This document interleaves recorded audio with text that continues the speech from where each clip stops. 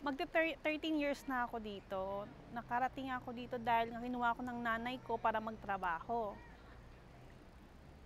Yun, tapos nag-start ako magtrabaho dito sa sa isang pabrika ng Taiwanese. Sa isang naggawaan ng mga lumpia. Tapos yun, mga 2 years din ako doon. Tapos lumipat na naman ako sa isang bar siya restaurant. After 4 years, nagkaroon na ako ng anak. Nung nagkaroon ako ng anak, medyo mahirap na sa akin dahil nga ang haba ng oras. So hindi ko kakayanin yung schedule para magkaroon ng time para sa bata at saka sa trabaho. Kaya nag-stop muna ako, tapos naghanap ako ng work na kagaya niya yung sa umaga at saka sa hapon. Yung may time ako kahit na 4 na oras lang para magstay sa bahay. Family members, hindi lahat. Yung panganay namin, galing din siya dito sa Madrid, pero mas naisip niyang pumunta ng London. Tapos yung mga ibang kapatid ko nandito na rin lahat. Dito lang kami sa Madrid. Tapos yung father ko, yun yung naiwan sa Pilipinas. Matagal-tagal din, almost 10 years din.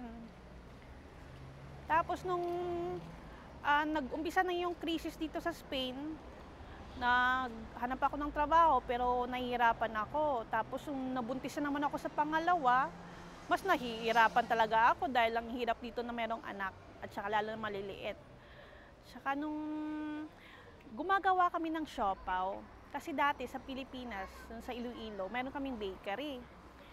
Di naisip ko, sabi ko, habang walang trabaho, maghahanap ako ng extra income dahil para at least habang wala akong ginaganang pera, sabi ko hindi lang pwede yung partner ko lang na magtrabaho dahil sa dami ng binabayaran.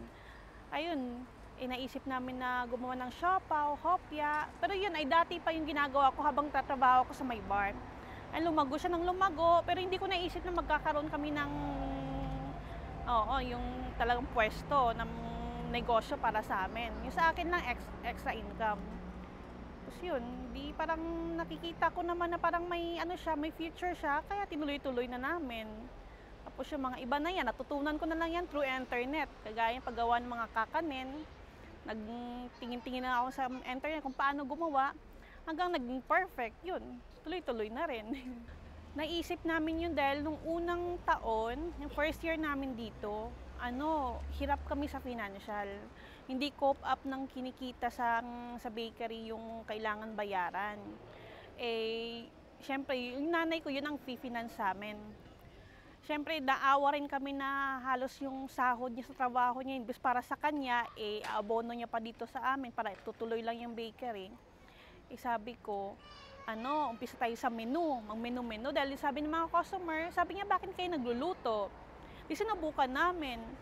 Nung una, konti pa lang. Konti yung tao. Minsan, tamad ako magluto dahil minsan yung niluluto ko, mapapanis na lang. Tapos yung bang wala, hindi ko na mababawi yung kapital ko. Siguro, habang tumatagal, nakokontento sila, pakalat ng pakalat yung mga ng customer ko na, doon pala, kumain kayo, mura lang, marami, ganun. Ayun, tuloy-tuloy na rin. Tapos naisipan ko na rin maglagay ng mga catering kung sino may gustong mag-celebrate ng birthday. Tapos yun, parang nakikita ko na gumagana yung business.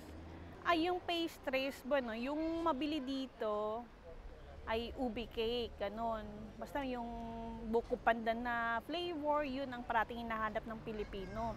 Mga chocolate, hindi masyadong Tapos yung kakanin, kagaya ng mga puto, kutsinta, mga kasaba cake. Basta yung tipikong Pilipino talaga.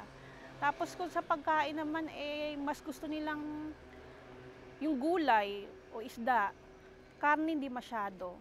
Yung masyadong oily na pagkain, hindi masyadong mabili. Kaya ko naisip ko na lutong bahay talaga. Hindi siya lutong pang fiesta. Nung una, nirefer ng embassy. Nagaya yun si Miss Cookie dati, kasi kung parang kababayan na rin namin yun, nirefer niya dun sa mga kakilala niya hanggang pumupunta na dito, akala ko Spanish, hindi ko pala alam, mga Filipino. Tapos yung, kung sa Spanish lang dito, hindi sila halos ano. Except lang kung may imbitasyon sila galing sa mga friend nilang Filipino. Kasi nandun pa rin yung ano nila discrimination nila Kaya yan. Yung catering business namin, yun ay yung mga kagaya may mga grupo dito ng mga engineer na galing ng Saudi. Yun, tapos nag-order sa tuwing may mga party. Kung sabihin natin na mga 50 sila dito, yun ay tuloy-tuloy na nag-order sa amin. Tapos yung embassy rin, yun ang parati kong loyal na customer. Tapos yung mga iba, yung mga refer na ng daily customer namin dito. Yung treatment ng Spanish, nung una, pag hindi ka nila kilala, masyadong mababa yung tingin niya sa atin. Kagaya ng ibang lahi. Kahit hindi mo sabihin na Pilipino lang o kahit na mga Latin America, napakababa. Pero once na nakikilala ka nila, bilang kagaya niya, nagtatrabaho ako sa isang bar, example, no? Araw-araw nakikihalubilo ka sa kanila. Once na nahulog yung loob nila, mababait sila. Hindi sila, nandun pa rin yung parang, di ba, syempre tumagal na rin yung mga Spanish sa Pilipinas. Mako-compare mo yung nila,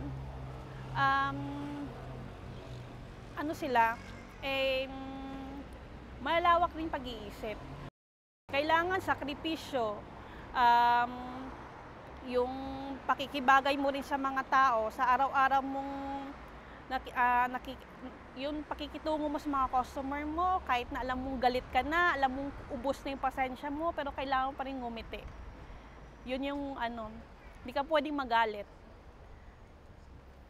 At saka kailangan niya talaga yung trabaho.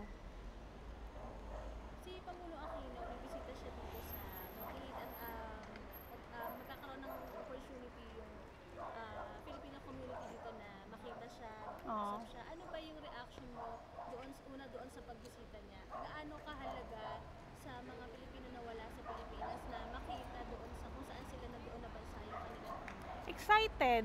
Gaya niyan yung meron ako isang customer dyan na siguro sabihin natin mga 20 years na siya hindi nakauwi sa Pilipinas. Kumbaga hindi niya na yan.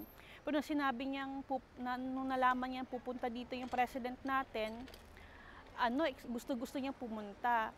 Tapos parang sumama yung loob niya dahil nga sabi nila, kailangan daw magpa-registered. Kaya naghanap talaga ng paraan kung paano siya makakapunta doon sa event na yun. Talaga makikita mo sa mukha nila na gusto-gusto nila. Ikaw, ano naman yun? Sa akin, yun, parang yung gusto kong makita. Siyempre sa tagal ko ng nakikita ko lang sa TV. Parang siyempre, 'di ba, pumunta yung president natin dito, hindi every year pumupunta, madalang. Kaya yun, maging proud kami na gusto naming makita yung araw na yun. Nandun kami sa time na yun.